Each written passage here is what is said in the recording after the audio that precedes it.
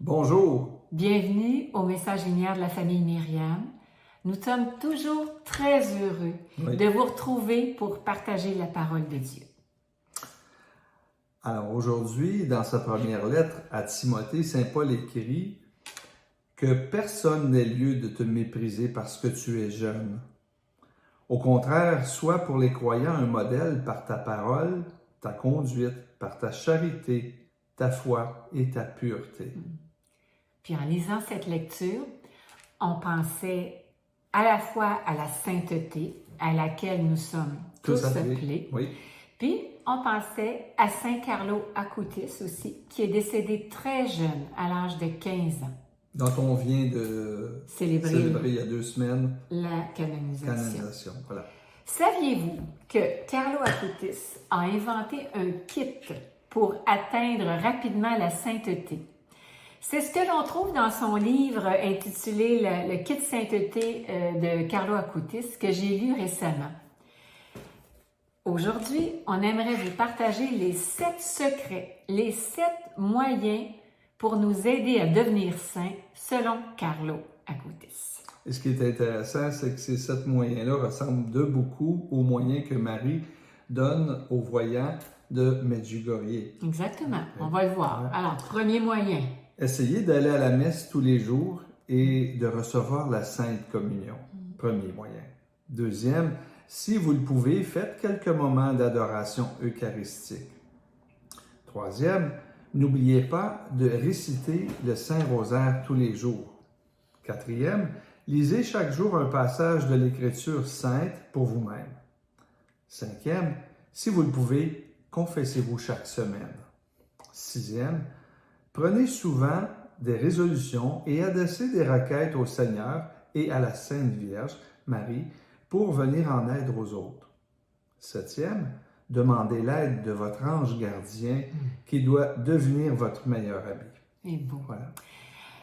Puisque Saint Paul dit aussi dans sa lettre ce matin, « Applique-toi à lire l'Écriture », nous allons vous partager les 4 points qui nous ont interpellés dans son chapitre intitulé « Lisez chaque jour un passage de l'Écriture sainte pour vous-même ».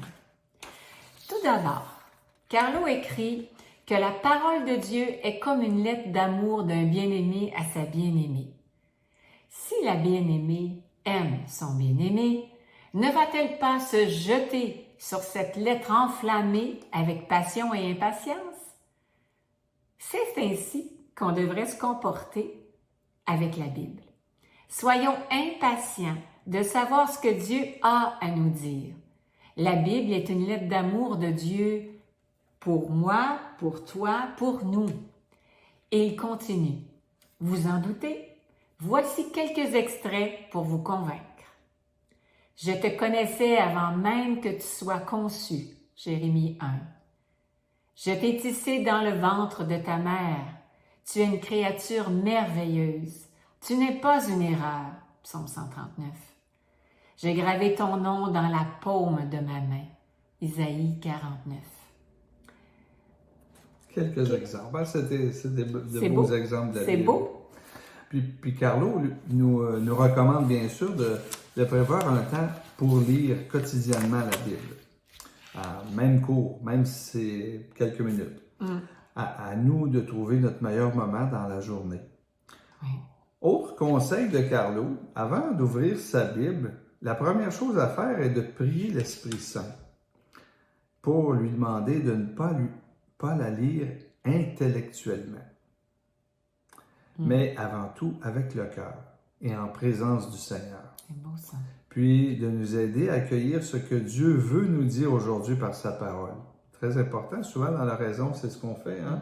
On va prendre un petit bout de passage, que ce soit la lecture du jour, puis on va laisser creuser, descendre, puis demander au Seigneur, qu'est-ce que tu veux me dire à travers cette parole-là aujourd'hui? Alors, vous pourriez dire une prière à l'Esprit Saint, qu'on aime. Oui. Puis, on improvise, c'est ça. Par exemple, on peut dire, Seigneur, ouvre mon intelligence à la compréhension des Écritures, ce qui n'est pas tout à fait naturel chez chacun d'entre nous, que l'on retrouve au chapitre 24 de Saint Luc. Oui. Ouais. Seigneur, ouvre notre intelligence à la compréhension des Écritures. Je l'aime beaucoup, cette prière-là. Dernier point, Carlo écrit, vous pouvez aussi écrire et apprendre par cœur certains textes pour vous aider à les faire descendre dans votre cœur, pour les ruminer. Même, il y a un autre auteur qui disait, un jour, si vous êtes en prison, je sais pas, à un endroit où vous n'auriez pas accès à une Bible, il faudrait se remémorer des passages de la Bible et se les dire. Il est arrivé dans l'histoire que il y a des gens qui ont voulu éliminer les livres de la parole de Dieu, puis les gens, pour s'en souvenir, ben il y avait déjà ça gravé dans le cœur. C'est un peu ça à travers les petites lectures qu'on va faire chaque jour. C'est ça. C'est important. Puis moi, j'aime personnellement, il y a le psaume 23, je le connais pas mal par cœur. Il y a aussi le passage de Saint Paul aux Philippiens 4, chapitre 4, versets 5 à 7. Le Seigneur est proche. Ne vous préoccupez de rien. Exposez plutôt vos demandes à Dieu à tout moment dans la prière et joignez l'action de grâce à la supplication. Alors, la paix de Dieu que rien n'arrête viendra garder vos cœurs et vos esprits dans le Christ Jésus.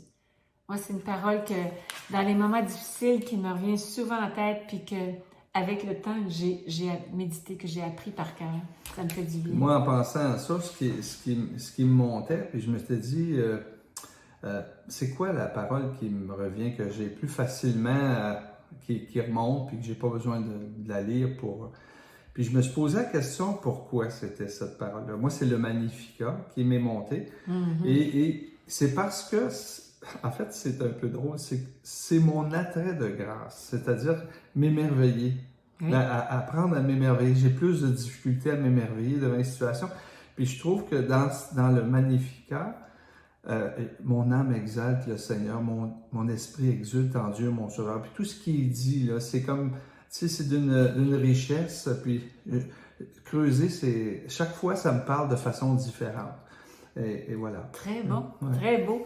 Alors, chacun, on a nos petits passages.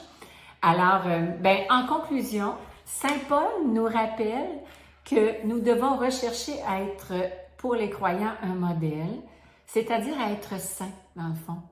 Puis pour y arriver, lisons la Bible, lisons l'Écriture et demandons à Saint Carlo Acutis de nous y aider. Là-dessus, au revoir. Et à la prochaine. Jésus, ma vie.